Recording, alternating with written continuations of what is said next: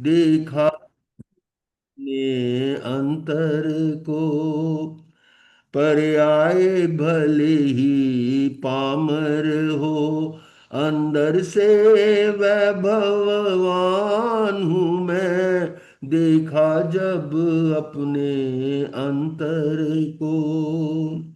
पर्याय जो है ये हर समय बदल रही हैं, और मैं ध्रुव आत्मा, वो ध्रुव है।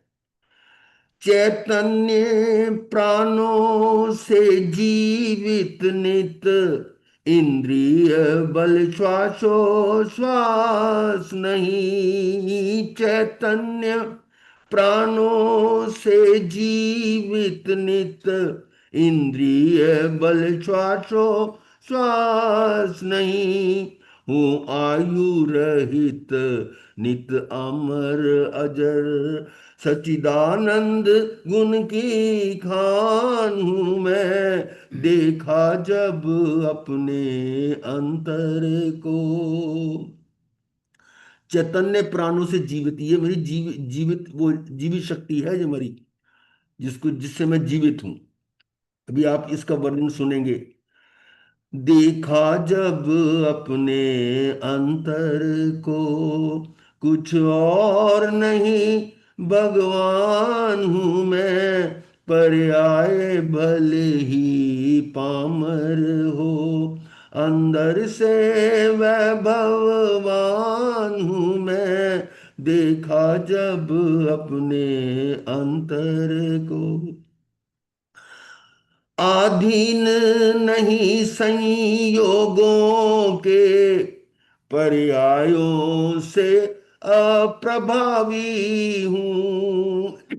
आधीन नहीं संयोगों के, पर्यायों से अप्रभावी हूँ। स्वाधीन अखंड प्रतापी हूँ, निज से ही प्रभुता वान हूँ मैं, देखा जब अपने अंतर को।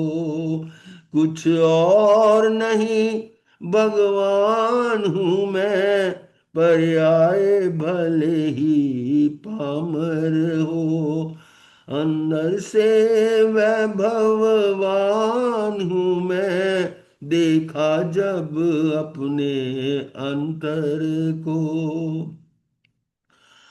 सामान्य विशेषों सहित विशुद्ध, प्रत्यक्ष झलक जावे क्षण में। सामान्य विशेषों सहित विशुद्ध, प्रत्यक्ष झलक जावे क्षण में। सर्वज्ञ सर्वदर्शी आदिक, सम्यक निधियों की खान हूं मैं, देखा जब अपने अंतर को। अनंत शक्तियां, उनमें देखो ये क्या क्या आ रही हैं। स्वधर्मों में व्याप्त विभु हूँ, और धर्म अनंतामय धर्मी। स्वधर्मों में व्याप्त विभु हूँ, और धर्म अनंतामय धर्मी। नित निज स्वरूप की रचना से, नित निज स्वरूप की रचना से, अंतर में धीरज वान हूं मैं, देखा जब अपने अंतर को। मेरा वैभव शाश्वत अक्षुण्ण, पर से आदान प्रदान नहीं। मेरा वैभव शाश्वत अक्षुण्ण, पर से आदान प्रदान नहीं। त्यागोपादान शून्य निष्क्रिय, और अगुरु लघु शिव धाम हूं मैं, देखा जब अपने अंतर को। अपने आप में सर्व सर्व गुण संपन्न, आदान प्रदान, ये शक्तियां हैं।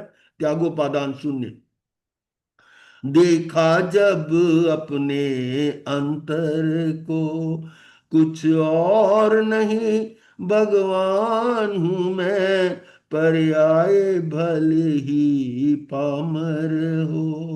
अंदर से वैभववान हूं मैं, देखा जब अपने अंतर को। तृप्ति आनंदमयी प्रगति, जब देखा अंतरनाथ को मैं। तृप्ति आनंदमयी प्रगति, जब देखा अंतरनाथ को मैं। नहीं रही कामना अब कोई, नहीं रही कामना अब कोई, बस निर्विकार निष्काम हूं मैं, देखा जब अपने अंतर को। कुछ और नहीं भगवान हूं मैं, पर्याय भले ही पामर हो। अंदर से वैभववान हूं मैं, देखा जब अपने अंतर को। बहुत आनंद आया गुरुदेव।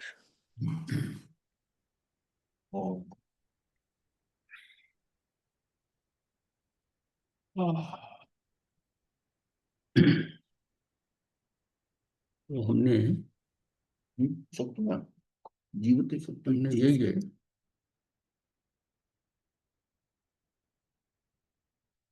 प्रवचन सार की प्रथम ज्ञानत्व प्रज्ञापन अधिकार की गाथा 16 के अनुसार, निश्चय से पर के साथ आत्मा को कारकता का संबंध नहीं है, जिससे कि शुद्धात्म स्वभाव केवल ज्ञान की प्राप्ति के लिए पर सामग्री को खोजने की आकुलता से परतंत्र हुआ जाए। उसे अपने कार्य के लिए पर की रंच मात्र भी आवश्यकता नहीं है, अतः पराधीनता से निवृत्त हों। यह प्रवचन सार की गाथा 16 के अनुसार है कि हम उसको जो पर की रंच मात्र भी आवश्यकता नहीं है हमको, हम अपने इतना इतना स्वाधीन है कि हम किसी भी कार्य को करने के लिए पर सामग्री खोजने की हमारे में आकुलता नहीं होनी चाहिए। और फिर प्रश्न करते हैं कि पंचास्ती काय और प्रवचन सार के उपयुक्त कथनों में टीकाकार आचार्य अमृतचंद जी का अंतर स्पष्ट किया है। प्रवचन सार में प्रकरणवश आचार्य देव ने केवल ज्ञान रूप निर्मल पर्याय की प्राप्ति को पूर्ण स्वतंत्र स्वाधीन सिद्ध किया है, और पंचास्ती काय में कर्म और जीव की विकारी पर्यायों को भी पूर्णतः स्वतंत्र निरपेक्ष पर निरपेक्ष सिद्ध करके, प्रत्येक पर्याय की स्वतंत्र उत्पत्ति सिद्ध करके तथा उनकी स्वतंत्रता की उद्घोषणा करते हुए पर कर्तृत्व का पूर्णता निषेध कर पूर्ण स्वाधीनता स्थापित की है। मतलब जरा से भी, हमने कल भी बात की थी कि एक परमाणु परमाणु से एक स्कंद में वो स्वतंत्र है, उसका कुछ इंफॉर्मेशन कुछ उस पर डिपेंडेंट नहीं होना। बाहर का एटमॉस्फेयर सिर्फ निमित्ताधीन है, निमित्त के अकॉर्डिंग मिलता है जाता है, जो कुछ हटना है मिलना है सारा उसके कारण। इसी तरह आत्मा के अंदर है कि जो कुछ भी है पर से मेरा कोई संबंध ही नहीं है, कोई संबंध नहीं। और जब जब तक हम ये नहीं होंगे तब अपने अंदर वो ऊर्जा जागृत नहीं होती। जब तक हम ये समझते हैं कि ये मेरा करेगा, इसने मेरा कर दिया, आज भी अगर हमें ये लगता है कि इसके कारण मुझे दुख हुआ, इसने मेरा नुकसान कर दिया, तो मैं कहता हूं कि हम कहीं पहुंचे ही नहीं। अगर हमारे अंदर ये भाव आता है कि इसके कारण नुकसान हुआ, इसने मेरा नुकसान किया, इसने मुझे ऐसा कह दिया, कोई कुछ कर ही नहीं सकता किसी का। अब ये जो है ना, जब तक ये निमित्त की सही स्थिति नहीं समझ में आती और अपना अस्तित्व कितना स्वतंत्र है ये समझ में नहीं आता, तो नेचुरली दृष्टि वहीं जाती। जब नहीं पता था तो कहा जाता था, यही कहा जाता है, इसके कारण नुकसान हुआ, इसने मेरा काम खराब कर दिया, इसने मेरे कार्य में बाधा डाल दी। ये बात जब आती है तो वाकई जब ये इशू आता है तो हमें द्वेष पैदा होता है, ये शोभ की स्थिति होती है कि इसके कारण मेरा नुकसान हुआ, और उस स्थिति के अंदर कर्म का बंध होता है। और फिर जब इसने मेरी हेल्प किया, इसने मेरी सहायता करी है, राग हो जाएगा। ये राग द्वेष से छूट ही नहीं सकते जब तक हमारे अंदर इतनी स्वतंत्रता आ जाए, इस बात का बिल्कुल पक्का हो जाए कि कोई मेरा कुछ कर नहीं सकता, ना बुरा कर सकता ना भला करता, ना मैं किसी को कर सकता हूं। हम इतने स्वतंत्र हैं कि कोई किसी का कुछ नहीं करता। यानी कि इस लोक में छयों द्रव्य हैं, एक ही स्थान पे भी रहते हैं, अलग अलग भी, तो उस एक दूसरे का कुछ नहीं कर रहे, कुछ नहीं कर रहे। वो धर्मास्तिका ये नहीं कहता तू चल, अगर आप चलना चाहते हो तो वो मीडियम है, मर्जी आपकी है, स्वतंत्रता आपकी है। कहीं किसी कोई कंडीशन नहीं है कि आप ऐसा करोगे तभी इसमें से आप इसमें जो है ना गतिमान हो सकते हो, कोई कंडीशन नहीं है। स्वतंत्र। और ये भी है कि वो आज मना कर रहा है, ये नहीं कर रहा है, हेल्प नहीं कर रहा है, कुछ भी नहीं है। पूर्ण स्वतंत्रता, वो भी स्वतंत्र। और छह द्रव्य इतने स्वतंत्र है कि किसी का किसी में दखल ही नहीं। और दखल नहीं है इसलिए आज छह के छह ही हैं, ना छह के पांच हुए ना सात हुए, कुछ नहीं। जहां जहां एक दूसरे के सहायक है, जहां इस्तेमाल कर रहे हैं आप, उसका कोई उसका दखल ही नहीं है कि वो आपको कहीं पर इंटरफियर करके नहीं तू इधर मत चल, इधर मत जा, ऐसा नहीं है। डिसीजन सारा आपका है। पुद्गल हो तो पुद्गल का अपना डिसीजन है, जीव है तो जीव का अपना डिसीजन है, और यही दोनों गतिमान है। तो इस बात को हम पूरा जो है ना कि पूर्णतः निषेध करके पूर्ण स्वाधीनता स्थापित किया है। ये बात हमारे अंदर बड़ा पक्का हो जाए कि मैं पूर्णतः स्वाधीन हूं। ये जो है एक प्रश्न ये है कि फिर ये विकारी पर्याय अहेतुक हैं या सहेतुक हैं? ये कारण है या अकारण? मतलब है निश्चय से विकारी पर्याय भी अहेतुक ही हैं, जो विकारी पर्याय, क्योंकि प्रत्येक द्रव्य अपना परिणमन स्वतंत्र रूप से करता है, परंतु विकारी पर्याय के समय निमित्त रूप हेतु का आश्रय अवश्य होता है। उस कारण व्यवहार से उसे सहेतुक भी कहा जाता है। इसके अतिरिक्त समय सार गाथा 328 से 331 में के भावार्थ में स्पष्ट किया है कि परमार्थ से अन्य द्रव्य के भाव का कर्ता धर्ता नहीं है। मतलब परमार्थ से अन्य द्रव्य, मतलब एक द्रव्य जो है दूसरे द्रव्य के, अन्य द्रव्य के भाव का कर्ता धर्ता नहीं होता। इसलिए जो चेतन के भाव है उनका कर्ता चेतन ही होता है, जड़ नहीं। इस जीव को जो अज्ञान भाव से मिथ्यात्व आदि भाव रूप परिणाम है, वह भी चेतन है, जड़ नहीं। अशुद्ध निश्चय ने से उन्हें चिदाभास भी कहा जाता है। इस प्रकार वे परिणाम चेतन होने से उनका कर्ता भी चेतन ही है, क्योंकि चेतन कर्म का कर्ता चेतन ही होता है।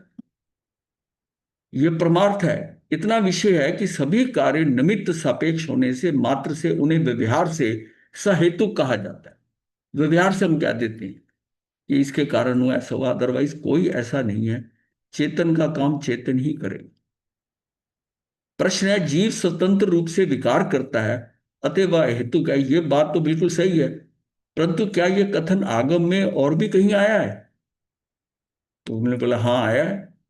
पंचास्ती काय की गाथा क्रमांक 66 की टीका में भी आया कि जिसका अभिप्राय इस प्रकार से है कि जिस प्रकार अपने योग्य, यानी कि अपने योग्य मतलब कार्य के अनुकूल निमित्त रूप से सूर्य चंद्र के प्रकाश की उपलब्धि होने पर संध्या की लाली, बादलों के विभिन्न रंग तथा इंद्रधनुष, प्रभा मंडल आदि अनेक प्रकार के पुद्गल स्कंद अन्य कर्ता के बिना बिना अपेक्षा के उत्पन्न होते हैं। मतलब उस समय सूर्य अस्त जब हो रहा है तो आकाश के अंदर लाली आ गई, बादलों के रंग बदल जाते हैं जब होते हैं। उसी प्रकार निमित्त रूप से अपने योग्य कर्म बंध के योग जीव परिणाम की उपलब्धि होने पर ज्ञानावर्दी आदि अनेक प्रकार के कर्म भी अन्य कर्ता की अपेक्षा बिना ही उत्पन्न होते हैं। तो ये कर्म जो है मतलब ज्ञानावरण आदि जो कर्म है वो हमारे क्या, वो कर्म कैसे है? कोई कर्ता थोड़ी है उसके करने के लिए। वो पुद्गल के अंदर है, वो आए, वो तो पैदा हो गया, जीव उसमें निमित्त बना। जीव का राग द्वेष उसके कषाय निमित्त अगर बन गए, पर वो बंध जो है कर्मों का, वो जो उसके प्रकार हैं, आठों प्रकार में डिवाइड होना है, उसका बंद होना है, अनुभाग बंद होना है, स्थिति बंद होना है, वो पुद्गल का पुद्गल के द्वारा ही होना है। उसमें बिल्कुल हस्तक्षेप नहीं जीव करता। तात्पर्य यह है कि कर्मों की विविध प्रकृति, प्रदेश, स्थिति, अनुभाग रूप विचित्रता भी जीव कृत नहीं है, पुद्गल कृत ही है। मैं उसमें कर ही नहीं सकता। वो किसी स्थिति में मुझे निमित्त समझकर उसने आह्वान कर दिया, और जो क्या वर्गनाएं जो हैं, कार्बन वर्गनाएं उसने अट्रैक्ट कर ली, आकर्षित कर ली। अब उसमें मैं थोड़ी कुछ करूंगा, मैंने कुछ नहीं किया है, मतलब जीव ने कुछ नहीं किया है। वो क्या है, वो पुद्गल के नहीं का कारण आए है, और जो आया है वो भी समान पुद्गल है। और उसी के कारण उसके अंदर ये जो प्रकृति बंध, प्रदेश बंध, स्थिति बंध, अनुभाग बंध, ये सारा उसको पौद्गलिक या पुद्गल ही करता है, स्वयं करता है। पुद्गल कृति है, जीव के परिणाम तो निमित्त रूप से मात्र उपस्थित होते हैं, उसमें उसकी उपस्थिति है। भाई कर्म बंधेंगे तो जीव उपस्थित तो है ही है ना, जीव वहां पर है, और उसके कषाय या राग द्वेष है। जीव के योग हैं, अब योग उसके जितने जीव के हैं वो इंडिपेंडेंट है, वो योग जो कर रहा है उसके अनुसार, उसके योगों की तीव्रता मंदता के अनुसार जो कार्बन वर्गना की मात्रा है, कितनी किस क्वांटिटी में आएंगे उसकी मात्रा के अनुसार। और उसके बाद में उसके कषाय का जो फैक्टर है, कषाय के कारण उसका जो है वो क्या है कि उसका स्थिति और अनुभाग होता है। तो जो प्रदेश बंध है, प्रकृति प्रदेश बंध है, वो समझिए कि योग है, और ये जो है कषाय जो है, ये एक स्थिति और अनुभाग का पद है। लेकिन इसमें जीव कुछ करता नहीं, ना उसके कषाय करते हैं ना उसके योग करते हैं, वो उसके अपने में है और पुद्गल का अपने में। ये बड़ा आपको अभी तक क्लियर हो गया हो, इसमें कोई संदेह नहीं होना चाहिए। क्या जीव कर्म के उदय के अनुसार विकारी नहीं होता? नहीं, कभी नहीं, क्योंकि ऐसा स्वीकार करने पे तो सर्वदा विकार ही होता रहेगा। क्योंकि संसारी जीव के कर्मोदय तो सदा विद्यमान रहता ही है, संसारी जीव के कर्मोदय तो रहते ही हैं। तो जीव कर्म के उदय के अनुसार क्या विकारी हो जाता है? नहीं होता। तो क्या पुद्गल कर्म भी जीव को विकारी नहीं करता? नहीं, कदापि नहीं, क्योंकि एक द्रव दूसरे द्रव की परिणति का कर्ता नहीं है। अध्यात्म में स्वयं में ही निज शक्ति रूप षट कारक हो, तभी वस्तु पूर्ण स्वतंत्र व स्वावलंबी हो सकती है। खेल जो हो रहा है, जो बदलाव आ रहा है अध्यात्म के अनुसार, स्वयं में जो कुछ भी हो रहा है वो उसके षट कारक है। छह तरह के जो षट कारक है, निज शक्ति रूप क्या उसके षट कारक है। अब तभी वस्तु पूर्ण स्वतंत्र है, क्योंकि उसका जो होना है, जो करना है, उसके करने वाले सब उसी में ही है, कहीं बाहर से नहीं आने। पुद्गल में जो होना है उसके अपने षट कारक हैं, जीव में जो होना है, मेरे में स्वयं में जो होना है, मेरे अपने षट कारक हैं। तो ये स्वतंत्र और स्वावलंबी हो सकती है। सिद्धांत रूप में भी जैन दर्शन में प्रत्येक वस्तु की स्वरूप आदि चतुष्ट, स्वरूप चतुष्ट क्या है? स्व द्रव्य, स्व क्षेत्र, स्व काल, स्व भाव। ये द्रव्य क्षेत्र काल भाव का है। ये चारों जो होते हैं ये क्या है? उसका चतुष्ट है। चार की अपेक्षा स्वतंत्र अस्तित्व की उद्घोषणा कर पर चतुष्ट का उसमें नास्तित्व बतलाया है। किसका है? द्रव्य क्षेत्र काल भाव का, स्व के अनुसार उसका स्व द्रव्य, स्व क्षेत्र, स्व काल, स्व भाव, ये उसका स्वतंत्र अस्तित्व है। और पर चतुष्ट के उसमें, पर चतुष्ट का उसमें नास्तित्व है। यानी कि ये जो पुद्गल में है, ये बाहर जो भी है, जो उसके और उसका उसका नास्तित्व बताया। तात्पर्य यह कि प्रत्येक वस्तु का जितना भी स्व है वह स्व के अस्तित्व में है, उसमें पर के अस्तित्व का अभाव है। पर का अस्तित्व है ही नहीं उसमें।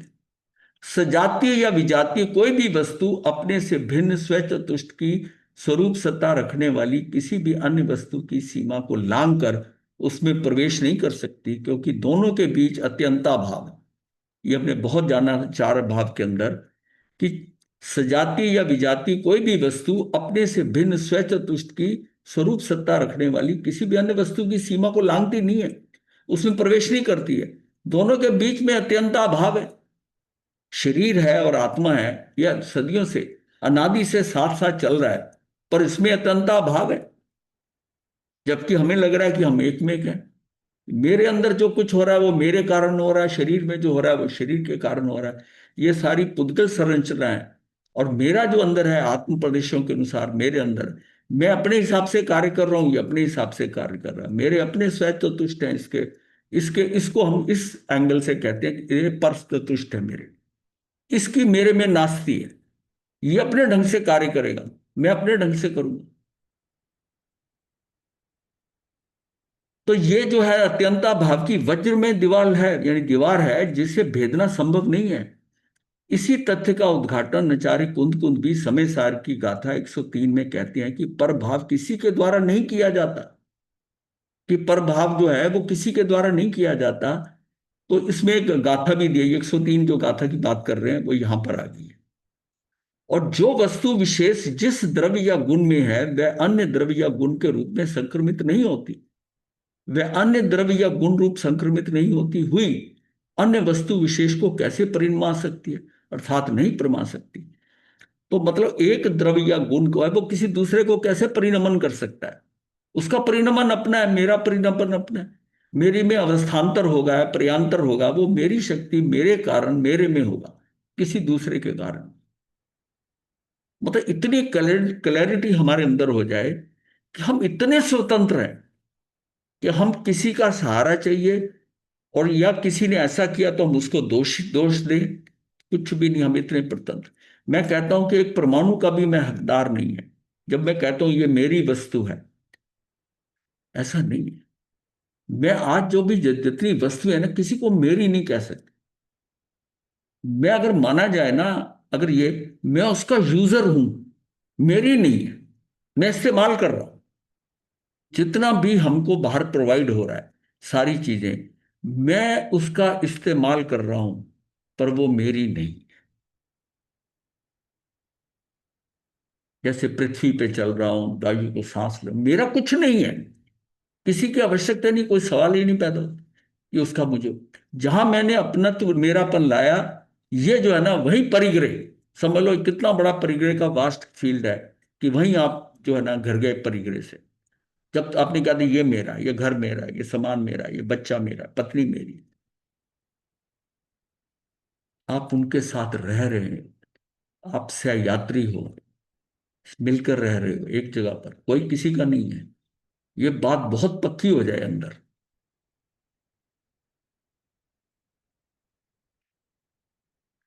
तो ये या अन्य द्रव्य गुण रूप में संक्रमित नहीं होती, वह अन्य द्रव्य या गुण रूप संक्रमित नहीं हुई होती हुई अन्य वस्तु विशेष को कैसे परिणमा सकती है? वो उसका कैसे संक्रमण, मतलब उसमें उस संक्रमण करके उसको कैसे पलट दे, या बदल दे, या परिणामा दे, या उसकी अवस्था बदल दे, वो कर ही नहीं सकती।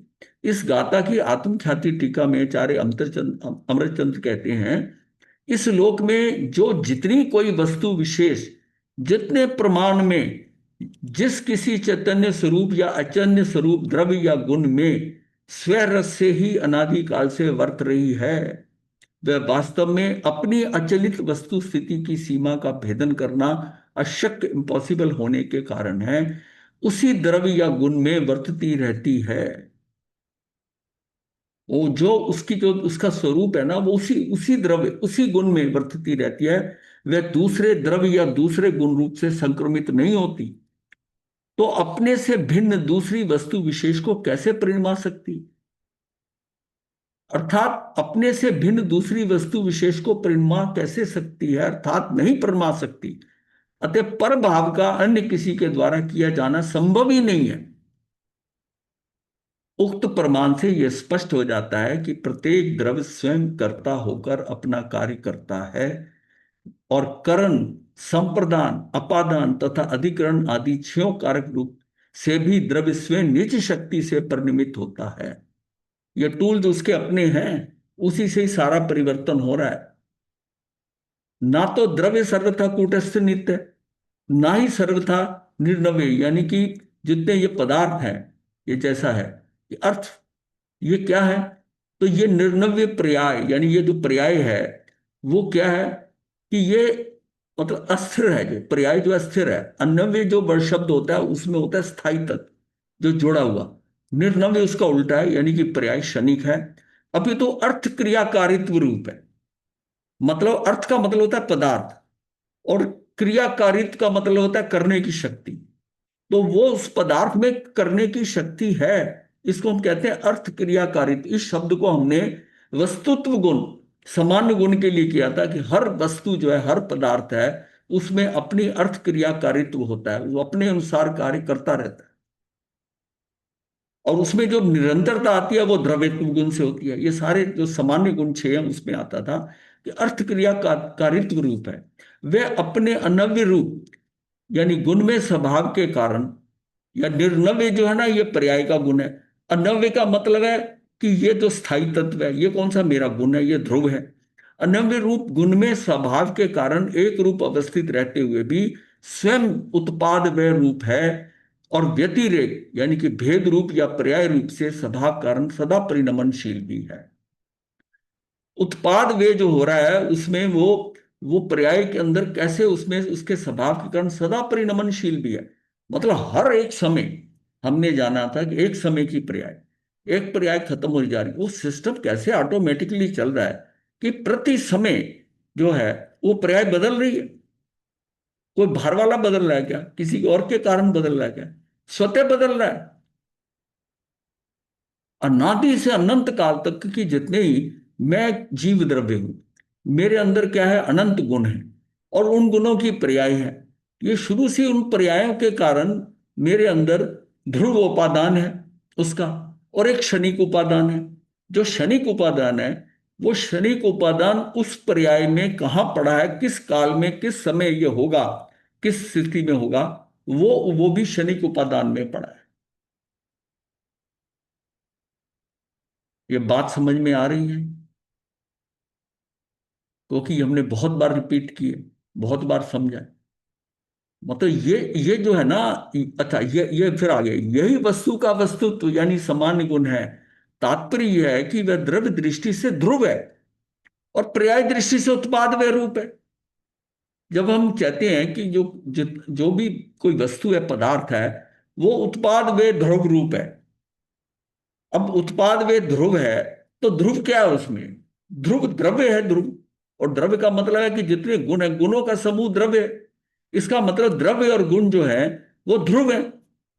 अब फिर आता है कि फिर उत्पाद वे किस में हो रहा है, वो पर्याय में हो रहा है, और उसके अपने कारण से हो रहा है, उसके अपने कारण से हो रहा है, उसमें किसी और का पार्टिसिपेशन नहीं है, वो पर्याय। हर गुण की, जब हमने जाना कि द्रव्य के गुण अक्रम है, अक्रम है कि एक समय में सारे गुण खिलते हैं, सारे गुण उल्लिसित होते हैं जो है, और विकसित होते हैं, ये समझ लो। लेकिन उनकी प्रति समय की पर्याय सबकी कैसी कैसी पड़ी है, वो उसके हिसाब से वो पर्याय अपने आप उदय में आती है। ये इसके बाद में जो शक्तियों में जो है ना, वो भाव शक्ति अभाव शक्ति, ये सारी जो है ना, जो परिणमन हो रहा है, कैसे कि एक समय में जो पर्याय आ रही है, वो कभी ऐसा नहीं होगा कि आई नहीं, ये भी नहीं हो सकता। या आकर वो एक समय की बजाय दो समय रुक गई, ऐसा भी नहीं है। जो पर्याय जैसी आनी है इतनी व्यवस्थित व्यवस्थित है कि उस काल उस समय में जो पर्याय आनी है वही आएगी। और उस एक के आने के साथ यह भी कंडीशन है कि बाकी सब नहीं आएंगी, उसका अभाव है। इसका भाव हुआ तो उसका अभाव है, फिर पलटता है, ये भाव खत्म होता है तो फिर एक नई पर्याय आती है, बाकी का अभाव हो जाता है। मतलब एक इतनी अनंत पर्यायों में से उसमें अनंत जो उत्पाद होने हैं वो सारे पर्टिकुलर है हर समय में, कि किस में कौन से का उत्पाद होना है, और उसका उसका व्यय होगा, फिर नए का उत्पाद होना है। ये सिस्टम मैन्युअली मैनेज नहीं हो सकता, एक समय तो हमारे संबंध में है ही नहीं। मतलब ये जो भाव अंदर है कि मैं परिवर्तन ला सकता हूं, मैं कर सकता हूं, कोई दूसरा कर सकता, कोई नहीं कर सकता। ये तेरा अपना सिस्टम है, इसमें कोई इंटरफियर नहीं कर सकता।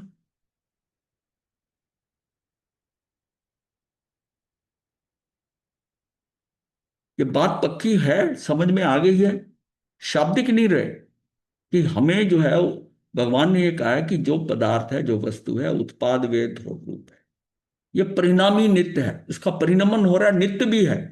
तो बाकी धर्मों के अंदर जो है नित्य कहा है, ये परिणाम, इसका परिणमन भी होता है और नित्य है। और नित्य क्या है इसमें, नित्य उसका द्रव्य है, जो शुरू में था, अगर वही बदलता रहे तो बात ही गड़बड़ होती है। जो मेरी आत्मा है वो जब पहले थी जहां से, वो अब तक वही आत्मा रही है। उसके जो गुण है, वो गुण उसके साथ है, व्यक्ति वो उसके साथ है। अब जो उसकी कंडीशन बदल रही है, इसमें मैं वहां था, इसमें मैं ऐसा हूं ऐसा हूं, जो परिवर्तन हो रहा है, पर्यायंतर हो रहा है, अवस्थान्तर हो रहा है, वो मेरी पर्याय के अंदर हो रहा है, उत्पाद व्यय हो रहा है। और प्रति समय हर एक समय के अंदर उत्पाद और व्यय हो रहा है, कहीं दो समय नहीं, कहीं ये भी नहीं कि पर्याय आई नहीं। देख कितना सिस्टमेटिक है। इसमें हमारी इंटरफेरेंस कैसे हो सकती है? क्योंकि हमें तो एक समय दिखाई नहीं देता, आंख झपकते हैं तो असंख्यात समय निकल जाती। फिर जो कर्ता भाव क्यों आ रहा है? ये चोट उस पे होती है कर्ता भाव में कि मैं करता हूं, मैंने किया। तूने कैसे किया भाई? शुरू किया, खत्म किया, तू कर कर सकता नहीं है। ये कितनी बड़ी भ्रांति है। और ये हम सोच के चलते हैं कि मैंने परिवार को बनाया, मैंने इसका। ये जो कर्ता भाव जब तक नहीं निकलता, ये सम्यक दर्शन आने नहीं देता। कर्ता भाव जब तक रहे, मतलब हम इतने सहज हो जाएं कि जो होना ठीक है। जब तक मन में रहेगा कि इसको मैंने किया था, मैंने उनका किया, और अब वो नहीं कर रहे, इसके साथ ही राग द्वेष जुड़ जाएगा। ये जो कर्तृत्व बुद्धि और भोक्तृत्व बुद्धि है ना, ये छूटेगी नहीं तब तक। ये करने का भाव जो है कि मैंने किया, और मैंने करने के बाद मैं उसका उसका परिणाम चाहता हूं। तो ये जो कर्ता भाव कैसे निकले? कर्ता भाव इसी से निकलेगा जब इस बात की हमें क्लैरिटी हो जाएगी कि मैं करने वाला कौन हूं। ये जो प्रयांतर हो रहा है, ये प्रति समय हो रहा है, और समय मेरे अंदर, मेरी समय की मेरी पकड़ नहीं है। और फिर मैं कहता हूं कि मैंने ऐसा किया, मैंने डिसीजन लिया, मैंने ये किया। ये सारा क्या है? जो जिसमें जो होना था वैसा विचार आपको आया, उस तरह आपकी शक्ति उधर लगी, पुरुषार्थ हो गया, वो कार्य हो गया। तो उस सीक्वेंस में जो कार्य जैसा होना था वैसे ही हुआ ना। यही है क्रमबद्ध पर्याय। वो क्रम, वो जो क्रम है ना, वो क्रम को आप नहीं बदल सकते। तो फिर आप कर्ता कहां के हुए जब वो कार्य अपने क्रम से हो रहा है? आप कहीं पर हैं तो माध्यम मात्र है, क्योंकि हो रहा है। लेकिन आप कहें कि मैंने किया, मेरे द्वारा हुआ, ये बड़ी बहुत बड़ी भूल है। ये जल्दी समझ में नहीं आती, क्योंकि सारा साथ जैसे बात कर रहा है, मैंने ऐसा किया, मैंने ऐसी किया, वो मैं चलती है।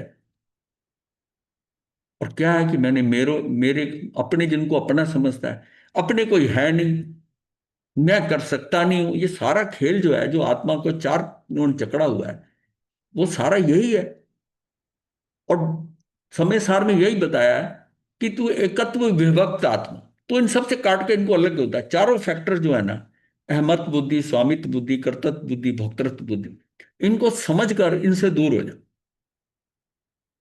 वो सब होगा, लेकिन तू इसमें अपना कि मैंने किया, ये मेरे हैं, ये मैं हूं, अहम खत्म कर, मेरेपन का भाव खत्म कर। ये मेरे तेरे हो नहीं सकते। तूने इनका किया करता, वो सिस्टम में हुआ, तूने नहीं किया। अब उस कर, अगर तूने किया है तो तुझे भोगने का भाव आ रहा है, इसी में फंसे हुए हैं। इन चार से ही हमारी आत्मा को कर्मों का आके संबंध बनता है। और इसमें हम करते हैं कि मैं कुछ कर ही नहीं सकता, ये जो कुछ हो रहा है स्वतः हो रहा है। वो इनका भजन है ना, गाते हैं कि स्वतः जो कुछ हो रहा है, सब काम, ये इस जगत का सब काम हाँ, हो रहा है। हाँ, स्वतः हो रहा है।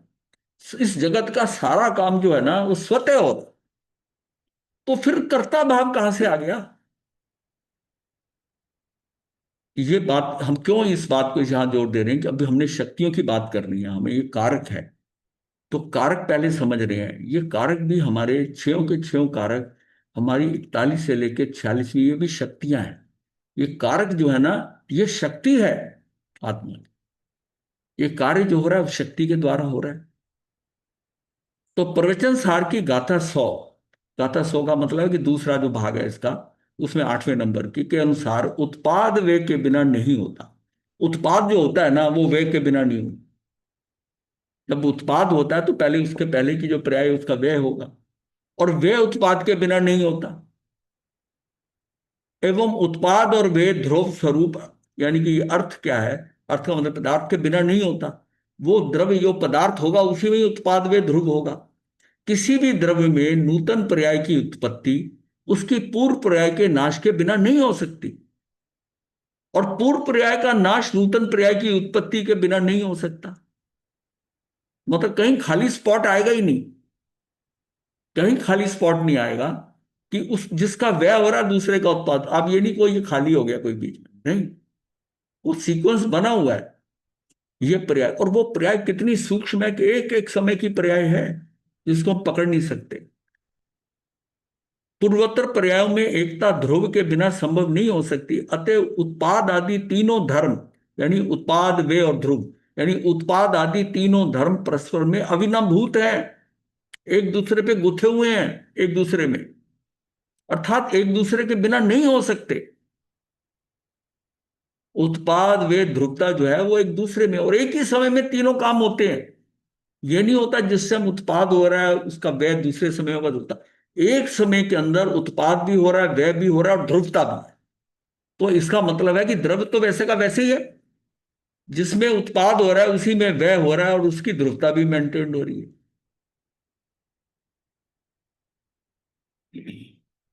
प्रश्न है, यदि ये बात है तो आगम में उत्पाद व रूप कार्य को पर सापेक्ष क्यों कहा गया, कहा है? पर्यार्थिक ने से उत्पाद व रूप कार्य अपने काल में स्वयं के षटकारकों से ही होता है। पर्यार्थिक ने के हिसाब से, एक द्रव्यार्थिक ने होता है जब द्रव्य की तरफ है, ये पर्यार्थिक ने से ये होता है, अन्य कोई उसका कर्ता कर्म आदि नहीं है। ये कर्ता कर्म वही है, आदि मतलब कर्ता ने कर्म को कर्म से संप्रदान आपादान सारा।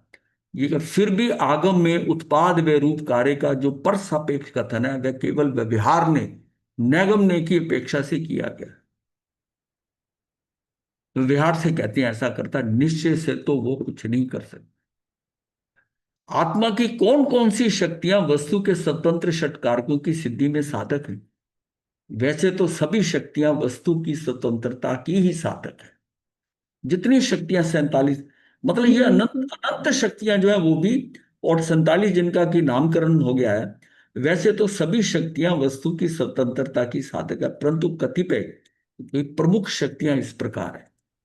कोई कोई जो शक्तियां जो है ना किस प्रकार। महाराज साहब, हम्म, मथे मना में महाराज साहब, हाँ जी। महाराज साहब, ये एक उत्पात वे ध्रुवता, ये हाँ एक ही समय में हो रही है। तो मतलब ये हमने पहले ऐसे करा हुआ था, जैसे उत्पाद हुआ, फिर ये जैसे हमारा शरीर व्यय हो रहा है, ध्रुवता तो परमानेंट है। तो ये मेरा थोड़ा सा कंफ्यूज हो गया, पता नहीं महाराज साहब, थोड़ा एक बार वापस नहीं क्लियर। नहीं, जिसमें उत्पाद हो रहा है उसमें ही उसमें व्यय हो रहा है, साथ में ही ध्रुवता हो रही है। जैसे एक चीज है, अगर मैं करूं उत्पाद हो रहा है तो बढ़ता जाएगा, व्यय कैसे, और जब ये खत्म हो जाएगा तो फिर वो गैप आ जाएगा। जैसे किसी चीज का उत्पाद हो रहा है, उत्पाद होकर यहाँ है, तो ये उसका व्यय भी होना शुरू हो गया साथ में। अच्छा, साथ उत्पाद, साथ। हाँ, उत्पाद भी होता है व्यय भी होता है, उसका उत्पाद का व्यय होता है। जैसे कर्म उत्पाद होती है, देख कैसे होता है, जब एक चीज ऊपर उठती है ऐसे ऐसे उठी, उत्पाद होती है और साथ में उसका व्यय हो गया। इसको इस तरह हम ऐसा समझते हैं। महाराज साहब, लेकिन आप ये समझते हैं बच्चे का समझने वैसे के लिए आपने है, समझा। पर ये होता एक ही समय में, इसलिए इसको समझें कि यहां से खड़े ही इसका उत्पाद हो रहा है और यही व्यय हो। अगर मैं आपको दिखाने के लिए कह रहा हूं कि इसका कैसे उत्पाद हो रहा है, यहां से उत्पाद हुआ और ये करते अब ये व्यय होना हो गया और नीचे आके व्यय हो गया, ये मैं समझा रहा हूं। इससे नजर ये आता है कि ये एक समय में नहीं, यहां से शुरू हुआ और यहां तक आने में जो नीचे की जगह है वो हमें लगता है इसका मतलब इतने समय लगे।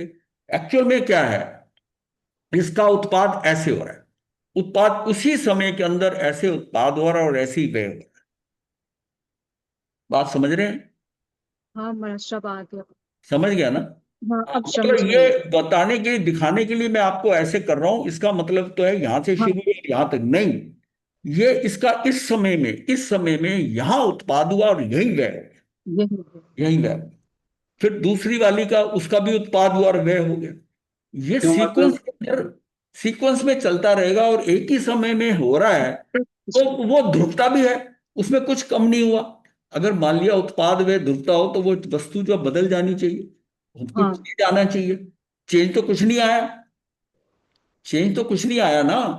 आपके अंदर जो उत्पाद वे हो रहा है वो पर्याय में हो रहा है, द्रव्य तो आपका वही का वही है, उसके गुण भी वही के वही है। आप अपनी आत्मा को लेके देखो ना कि मेरी द्रव्य आत्मा है, उसमें क्या बदलाव है, लेकिन उसकी पर्याय के अंदर मेरी विचारधारा, मेरा अब मेरे साथ ये विचार आया, अब मैं ऐसा सोचा, अब मुझे गुस्सा आ गया, ये सारा क्या है, ये पर्यांतर हो रहा हूं ना मैं। समझ में आ गया? हाँ महाराज साहब, अब क्लियर हो गया। हाँ, वैसे तो सभी शक्तियां वस्तु की स्वतंत्रता की ही साधक हैं, परंतु कतिपय प्रमुख शक्तियां इस प्रकार हैं। कैसी है? आत्मा की भाव शक्ति है। भाव शक्ति क्या? कर्ता कर्म करण आदि षटकारकों के अनुसार होने वाली क्रिया से रहित भाव। यह है कि भवन मात्रमयी, यानी होने मात्र, भवन का मतलब निर्माण होना होता है, भवन शब्द का। तो भवन मात्रमयी, होने मात्रमयी भाव शक्ति है। अर्थात 39वीं भाव शक्ति में विकारी 6 कारकों का भाव बतलाती। फिर अगली 40वीं क्रिया शक्ति में स्वभाव रूप 6 कारक बतलाए गए। उसके बाद कर्ता कर्म करण संप्रदान अपादान, ये जो है अधिकरण तथा संबंध, इन सातों शक्तियों का आत्मा के स्वभाव रूप में वर्णन करके आचार्य भगवान ने 47 शक्तियों का कथन समाप्त किया है। ऐसा है, इनमें कारक 6 ही है। संबंध जो कारक है ना, वो परमार्थ से कारक ही नहीं है। जो 47वीं शक्ति है संबंध शक्ति, वो तो स्वयं के साथ करके पर से उसको अलग किया गया है। यानी वो संबंध किससे बनाती है? वो संबंध बनाती है कि पर से संबंध तोड़वाकर स्वयं से संबंध कराती है, ये संबंध शक्ति है।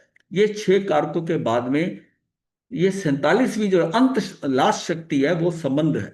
वो संबंध है, इसको कारक नहीं कहते, क्योंकि वह क्रिया के प्रति प्रयोजक नहीं होते। जैसे देवदत्त जिन दत्त के मकान को देखता है, ये एग्जांपल देखो, जैसे देवदत्त जिन दत्त के मकान को देखता है, इस उदाहरण में देखने रूप क्रिया का प्रयोजन मात्र मकान से है, ना कि जिन दत्त से। मकान जिन दत्त का है, लेकिन वो देख क्या रहा है? देखो मकान को रहा है। मकान मकान किसी का भी हो, इससे देखने रूप क्रिया के प्रयोजन पर क्या फर्क पड़ता है? ये समझाने के लिए है कि उसमें जो मेरा संबंध है वो किससे हो रहा है। मेरा संबंध किससे हो रहा है? मेरा संबंध मकान से हो रहा है। मेरा संबंध उस जिन दत्त के बताने के लिए बताया जा रहा है कौन सा मकान है। इस उदाहरण में देखने रूप क्रिया का प्रयोजन मात्र मकान से है, ना कि जिन दत्त से। मकान किसी का भी हो, इससे देखने रूप क्रिया का प्रयोजन पर क्या फर्क पड़ता है? संबोधन भी दूसरों का ही किया जाता है। संबंध एवं संबोधन पर से जोड़ते हैं, और अध्यात्म में पर से कुछ भी संबंध नहीं होता। ये संबोधन जो होता है, संबंध जो है, संबोधन शब्द संबंध से ही बना है। हम किसी को संबोधन करके कहते हैं, माता को माता जी पिताजी जैसे संबोधन करते हैं। ये संबंध हम क्या है? वो है तो पर। ये संबोधन संबंध है, पर से जोड़ते हैं। और अध्यात्म में पर से तो कुछ संबंध होता ही नहीं है। वो कहता पर में तेरा कुछ है ही नहीं। इस कारण अध्यात्म में संबंध एवं संबोधन कारक नहीं होते। ये कारक नहीं है, ये संबोधन बताने के लिए है, जैसे कि मैं इसका मकान देख रहा। तो ये जो है ना, इस कारण अध्यात्म में संबंध व संबोधन कारक नहीं है। ये कहा यह जा रहा है कि ये 7 शक्ति, जो लास्ट वाली 7 शक्तियां, उसमें संबंध कारक नहीं है। इसको प्रूव किया जा रहा है कि वो सिर्फ संबंध बता रहा है। अध्यात्म में स्वयं में निज शक्ति रूप षटकारक हो, तभी वस्तु पूर्ण स्वतंत्र एवं स्वावलंबी हो सकती है। अगर वस्तु के अपने षटकारक नहीं है, तब वस्तु जो है पूर्ण रूप से स्वतंत्र नहीं है। तो इसमें क्या है कि अध्यात्म में स्वयं में ही निज, मतलब पर्याय जो हो रही है, उस पर्याय के अपने षटकारक है, उसमें कोई और नहीं है, अपने षटकारों के अनुसार है। वो विकारी भी होगी तो अपने षटकारों के अनुसार हो, विकारी बने। तो वस्तु पूर्ण स्वतंत्र एवं स्वावलंबी हो सकती है। तो अब इसमें ये जो है ना, ये भाव शक्ति, इस कारण प्रत्येक द्रव अनव्य यानी अभेद रूप से अवस्थित रहता है। और ये शक्ति पर कारकों के अनुसार होने वाली क्रिया से रहित भवन मात्र यानी होने मात्र है। ये सारी क्या है? भाव अभाव शक्ति, ये सारी है। तो इसमें हम आगे चलते हैं। क्रिया शक्ति, ये इनसे वाला खोला हुआ है। दूसरा उसमें देखो ना, 47 ये वाला, इसमें 47 शक्तियां हैं। ये वाला इसको देखो। ये नहीं है, ये वाला नहीं। 140 पे कल के खोला था ना, इसमें वो एक लाइन वाली नहीं आएंगी। ये इसमें नहीं है। षटकारक में तो थी एक ही पेज पे। ये वो नहीं है। ये ठीक है स्टार्ट में, तो मैंने देखा विषय थोड़ा विषयांतर हो रहा है। 140 ही निकालो। ये देखो ना, जीवन 140 निकालो।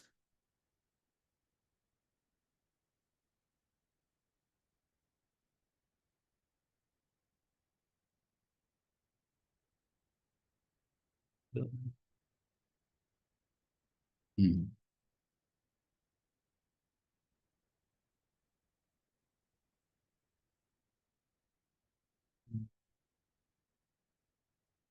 ठीक है। हम्म।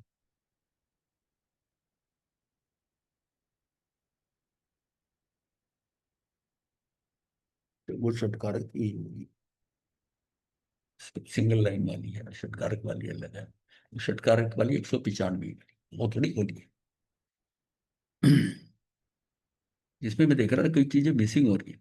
श्री अमृतचंद्र आचार्य जो देव हैं, मतलब आचार्य देव, उन्होंने 47 शक्तियों में संपूर्ण समय सार का दोहन करके आत्मा का स्वरूप बतलाया। आत्मा में जो अनंत शक्तियां हैं वो सब कैसी हैं?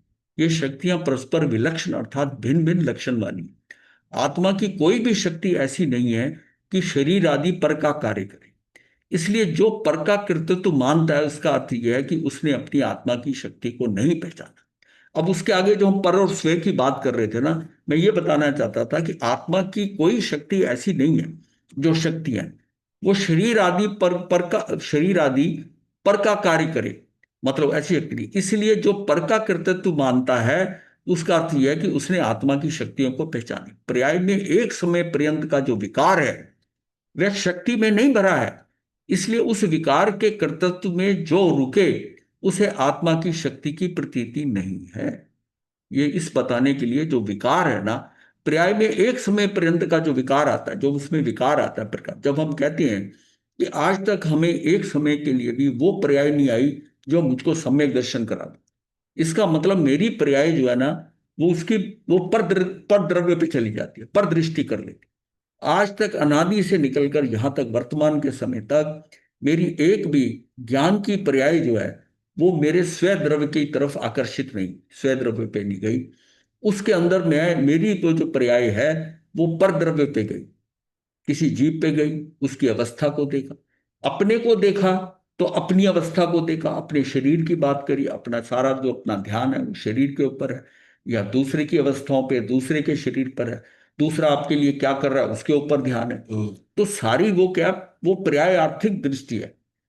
जो पर्याय जो है ना उसकी दृष्टि क्या पर्याय पे जारी। तो कहा क्या गया है, या तो तू अपने द्रव्य पे दृष्टि कर, या अगर पर पे जा रहा है तो पर के ऊपर द्रव्य पे दृष्टि कर। किसी पर्याय के ऊपर दृष्टि मत कर, उस पे तेरा कार्य नहीं होगा। तो यहां यह है, पर्याय में एक समय पर्यंत का जो विकार है, पर्याय में पर्याय का विकार कैसे आया कि पर पे चलेगी, वह शक्ति में नहीं भरा है। इसलिए उस विकार के कर्तव्य में ही जो रुके उसे आत्मा की शक्ति की प्रतीति नहीं है। ये चीज शक्तियों में नहीं है। अनंत शक्तियां भिन्न भिन्न होने पर भी उन सब शक्ति स्वरूप आत्मा तो एक ही है। इसलिए भिन्न भिन्न शक्ति के भेद के लक्ष्य से भी संपूर्ण आत्मा प्रतीति में नहीं आता। मतलब हम कहते हैं कि आत्मा में अनंत शक्ति, उसमें 47 का हमको नाम पता चल गया, उनका उनकी फंक्शनिंग पता चल गई। लेकिन ये भी अगर हम भेद करते रहें कि आत्मा की ये शक्ति है ये शक्ति है, तब तब भी हमें संपूर्ण आत्मा की जो है प्रतीति नहीं हुई। अभी हम भेद भेद कर कर जान रहे हैं, उसके गुण जान रहे हैं। लेकिन आत्मा की कब होगी, जब अभेद करके टोटल आत्मा की तरफ दृष्टि जाएगी। वो जो ध्रुव है उसके ऊपर मेरी दृष्टि जाएगी, ना कि उत्पाद वे पर्याय के ऊपर रहूंगा। मैं उसके ध्रुव पे चला जाऊं, ध्रुव पे जाऊंगा तो वो पर्याय भी उस टाइम ध्रुव के साथ फिक्स हो जाएगी। मेरी पर्याय क्या है, उस समय की अवस्था। उस समय जब वो द्रव्य की तरफ आकर्षित होती है, द्रव्य की तरफ देखती है जो बिल्कुल शुद्ध है, मेरी पर्याय भी शुद्ध होगी। ये लॉक हो गई, उस द्रव्य के साथ लॉक होगी। अब मुझे जब लॉक होती है तब मुझे वो द्रव्य दिखाई देता है, तब मुझे आत्मा का साक्षात्कार होता है, तब मुझे नजर आता है कि वो लॉक है। अगर मेरी दृष्टि बाहर घूम रही है पर्याय से, तो फिर आत्मा तो उधर है, वो तो आत्मा तो सदा से है ही है, और मुझे दिखाई नहीं दे रही, मुझे दिखाई देगी भी नहीं इस तरह की। मेरी उस समय की पर्याय, ज्ञान की पर्याय, ये मेरे क्षणिक उपादान में पड़ा है कि सम्यक दर्शन कब होना है, उसका अलग क्षणिक उपादान है, केवल ज्ञान का अलग उपादान पड़ा है। तो जो भी भवी जीव है ये दोनों उसमें है। अब जब समय ऐसा आ गया कि उसका क्षणिक उपादान तैयार है, उस समय पर उसकी पर्याय जो है ना, अब उसको कोई बताने जाता है कि तेरा टाइम आ गया। वो पर्याय के सीक्वेंस में क्षणिक उपादान जहां पड़ा है ना, जैसे ही वो क्षणिक उपादान आता है आत्मा कहीं और नहीं जाएगी, मतलब पर्याय कहीं और नहीं जाएगी, उसकी दृष्टि सीधी आत्मा पे चली जाएगी। और आत्मा के साथ जैसी लॉक इन हुई, वो शुद्ध है और वैसी शुद्धता मेरी आ गई, तो मैं क्या है, पर्याय। अच्छा, ये पर्याय भी तो आत्मा का ही है ना, ये कहीं बाहर से थोड़ी आई है।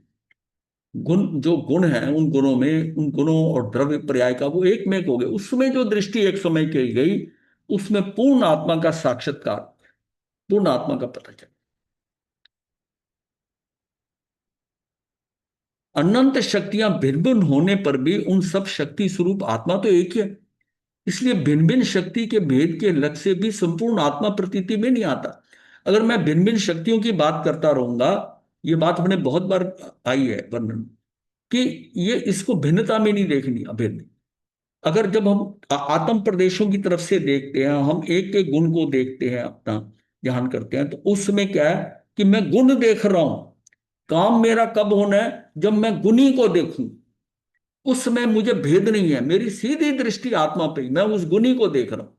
हालांकि वो गुणों का ही समूह है, उसी का ही दूसरा रूप है, पर ये क्या है, इसमें अभेद है सारे गुण, इसमें गुणों का भेद नहीं है। तब मुझे वो गुणी पूरा दिखाई दे। और गुणों पे दृष्टि रहेंगे तो मैं, उसका मतलब है उसको पार्टली देख रहा हूं, कि इसमें ये दृष्टि शक्ति है, इसकी ये शक्ति है, ये सारी जानने के लिए है। हम उसको एक एक शक्ति को जान रहे हैं, अपनी किसके लिए, ज्ञान के लिए जान रहे हैं, पर कार्य किसमें होगा, कार्य कंप्लीट संपूर्ण आत्मा में ही होगा। और उसमें वो उस ज्ञान शक्ति से आभास आएगा। फिर सारी शक्तियां जो है ज्ञान की सहयोगी शक्तियां। तो इस प्रकार पर, विकार और भेद, इन तीनों से पार एकाकार चैतन्य स्वभाव की दृष्टि से ही अनंत शक्ति संपन्न भगवान आत्मा की प्रतीति तथा अनुभव आता है। और ऐसे आत्मा की प्रतीति वाला जीव भेद के आश्रय से होने वाली विकारी क्रिया को या जड़ की क्रिया को अपने स्वरूप में स्वीकार नहीं करता, इसलिए उसे अभेद स्वभाव के आश्रय से सम्यक दर्शन आदि परिणमन होते हैं। वह धर्म है और वही धर्म की क्रिया है। मतलब ये सारे भेद शक्तियां जानने के बावजूद भी मेरा कार्य तो आत्मा में ही होना है, उस ध्रुवता में ही। ये भेद जानने के लिए ये सारा जो है ना, कि जैसे कितनी कितने भेद बताकर और फिर कहा जाता है कि इन सबको सब भूल जाओ। सारे भेद आज तक क्या किया है हमने, आज तक जितना ज्ञान प्राप्त किया है, जितने भेद प्राप्त करे हैं, जितनी नॉलेज प्राप्त किया है, उन सबको अगर मैं अलग अलग दिमाग में अपना देखूं, मैं ये भी जानता हूं, मैं ये भी जानता हूं, मैं ये भी जानता हूं, तो वो जानने के अंदर फंसा रहेगा, तो एक पांडित्य रहेगा। लेकिन अगर एक रूप होकर अपनी आत्मा को जान लिया, सारा सारा इकट्ठा हो जाए, सारा हो, उसमें मुझे समझ में आ गई कि ये है, वास्तव में मैं ये हूं। ये अपनी आत्मा पे दृष्टि जाएगी। जब आत्मा पे दृष्टि जाएगी, और कब जाएगी ये, कि जिसमें मैं पर से हटकर अपने के अंदर आ गया, और उस काल अवधि की परिपक्वता से क्षणिक उपादान का समय आ गया, और मेरी उस समय एक समय की पर्याय जो है ना, वो आत्मा के ऊपर सीधी आ गई। वो ज्ञान की एक समय की पर्याय आत्मा के साथ लग गई। और उसमें उसको, उसमें, क्योंकि हमें दिखना तो पर्याय में है, जो अवस्था है ना, आत्मा तो हमेशा है ही है। मुझे अब तक अपनी पर्याय में आत्मा को नहीं देखा। वो क्षणिक उपादान में जब उधर जाती है, तो मेरी उस पर्याय में मुझे आत्मा का दर्शन हो, क्योंकि मेरा देखना मेरी पर्याय में होगा। आत्मा में तो वो ऑलरेडी है, आपका केवल ज्ञान के और सम्यक दर्शन पड़ा हुआ है। मेरी इस अवस्था में, मेरी इस पर्याय में मुझे दिखाई दे जाए, मुझे दिख पड़े, दिख पड़े, ये जरूरी है। गुणों के साथ खेलते खेलते सीधा गुणी पे आ जाएंगे, गुणी का आभास हो जाएगा। अब हमने कितनी क्रियाएं जानी, ये करना, ये करना है, शास्त्र पढ़ने, आगम पढ़ने, क्लास अटेंड करने, और बाद में आपको क्या बताया गया, जीव जो है, जीव स्वयं स्वयं में ही रुक जाए, जीव को जीव में स्थित होना है। सारी खेल कहाँ आ गया, सारा मिलाकर टोटल की मुझे वहीं रुकना है। और ये जिसने सारा कुछ नहीं पढ़ा, नहीं जाना, वो भी कर सकता है, अगर उसको इतनी भरोसा है कि मुझे अपने अंदर रुकना है, मुझे और कुछ नहीं करना। अगर इस बात को समझ गए आप, विपिन जी कोई दिक्कत हो रही है? आप बड़ी मतलब नहीं, कुछ संशय है तो बताइए। नहीं है तो ठीक है। तो उसको उसको अब हम किसी को हम ये समझा दें, कोई कहे कि मैं कुछ पढ़ना नहीं चाहता, मैं जानना नहीं चाहता, मैं आगम ये वो कुछ नहीं, मुझे महावीर ने क्या कहा मुझे, उसे ये कहे कि तू अपनी आत्मा में रुक सकता है, कुछ नहीं करना, तू बाहर भी नहीं देखना, कुछ नहीं करना, तू जब भी आंख बंद करे अपनी आत्मा के अंदर, उसका काम हो जाए। क्योंकि काम असल में यही होना है। ये बिल्कुल शक्तियां भी ऐसे ही हैं, ये भेद कर कर सारी शक्तियां बताई जाती जा रही हैं, पर अल्टीमेटली तो काम क्या होना है? जब काम होना है तो उसमें ये थोड़ा इस शक्ति ने करा उस शक्ति का, ये सारे क्या उस ज्ञान की सहयोगी शक्तियां हैं, ये सहयोगी शक्ति है। तो इसमें जो है, तो अनंत शक्तियां भिन्न भिन्न होने पर भी उन शक्ति स्वरूप आत्मा तो एक ही है, इसलिए भिन्न भिन्न शक्तियों के भेद के लक्ष्य से भी संपूर्ण आत्मा प्रतीति में नहीं आता अगर मैं इन शक्तियों को जानकर। इसीलिए कहा गया है ना कि एक्चुअल जो चारित्र है, सम्यक चारित्र क्या है, ये एक्चुअल में उसको कार्यान्वित करना है। मुझे कितना मुझे सम्यक दर्शन हो गया, मैंने सम्यक ज्ञान हो गया, मैं ये भी जानता हूं, मैंने ये भी करी, मेरा चरित्र सम्यक है। सम्यक चरित्र का मतलब है कि कार्यान्वित हुआ, मैं जो जानता हूं उसकी क्रिया हुई। और मैं अगर जीव जो है जीव में रुक जाता है, ठहर जाता है, वो कुछ नहीं जानता, तो उसका काम हो जाएगा, बाहर से हट जाएगा, निर्जरा होनी शुरू हो जाएगी, कर्म बंधेगा नहीं, उसे कुछ नहीं पता, कुछ नहीं जानता। ऐसे जिन लोगों का कल्याण हुआ ना, हम सोचते हैं उनका कल्याण कैसा होगा, जिसको एक लाइन याद नहीं हुई उसका भी कल्याण, जिसने एक उपवास नहीं किया, कुछ नहीं किया, उसने कोई तप कोई कुछ नहीं किया, वो उसका भी कल्याण हो गया। उसको अपने में ठहरना आ गया, अपने में ठहरना आ गया। बाकी उस पर हंसी कर रहे हैं, उसको कोई चिंता ही नहीं हो रही, उसका मजाक उड़ा रहे हैं, उसको कोई चिंता नहीं हो रही, उसके बारे में बात कर रहे हैं, उसे कोई चिंता नहीं हो रही। क्या तो यहां तक जाता है कि उस दिन आहार लेके आए समश्री वाले, तो उसमें थूक दिया, तो ये कह दिया उसको, उसका भी फर्क नहीं पड़ा, ये मान लो।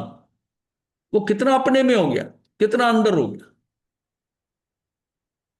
तो ये शक्तियां जो हम जान रहे हैं, इसके बाद में मेन हमारा जो फोकस रहेगा, जो फोकस रहेगा वो क्या रहेगा कि मुझे अपने में ठहरना है, जीव को जीव में स्थित करना है, मैं अपने में ठहर जाऊं। मुझे मतलब मैं ठहर जाऊंगा, तब वो पॉलिसी जो फिलोसफी आ जाएगी, अक्रिय होना है। मैं अगर कहता हूं ना मैंने ये करना है, ये करना है, ये करना है, वो तो क्रिया हो रही है। मुझे अक्रिय कैसे होना है, मैं अक्रिय कैसे होऊंगा? मैं स्वयं को स्वयं में ठहरा दूं, तब अक्रिय हो जाऊं। तो असली साधना तो वही हुई ना कि अक्रिय होना। महाराज जी, हाँ जी। यह जो शक्तियां आत्मा की वो एट ए टाइम एक ही टाइम पे हर उभरती है, मतलब एक शक्ति उभरती है फिर दूसरी फिर तीसरी? नहीं, ऐसा शक्तियां तो ये उसके गुण है ना, वो एक ही समय अक्रम है, पर उसके अंदर जो पर्याय अंतर हो रही है, पर्याय आ रही है शक्ति के अंदर जितनी है, वो प्रति समय की हर एक की कौन सी पर्याय कहां पर है, वो एक एक गुण की पर्याय है। तो हमने समझाया था ना कि ऐसे सारे गुण ऐसे खिलते हैं। सारे गुण क्या है, जो द्रव्य के साथ वो अक्रम से, यानी कि युगपत साइमल्टेनियसली ये ऐसे खिलते हैं। और फिर एक एक गुण की जो पर्याय है, वो पर्याय अब इनकी अनंत गुणों की अनंत पर्याय, यानी एक एक गुण की अनंत पर्याय है, जो हमारी अनादि से अनंत चल रही है। ये सारे गुण जो है ना, सबकी पर्याय है, सबकी पर्याय चल रही है। ठीक है। चलो जब ये करें, अभी शुरू होगी ना, जब तब करेंगे तो।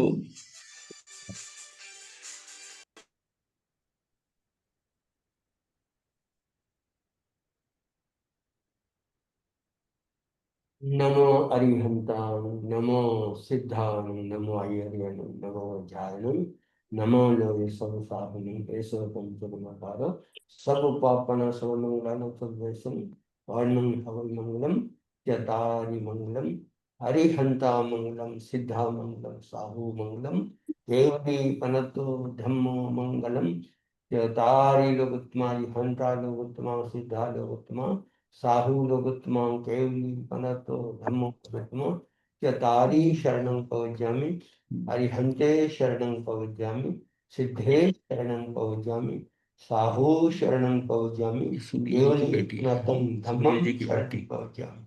चार शरण मंगल हम्म। कथेन हाँ जी। जय वंदना महाराज। हाँ जी।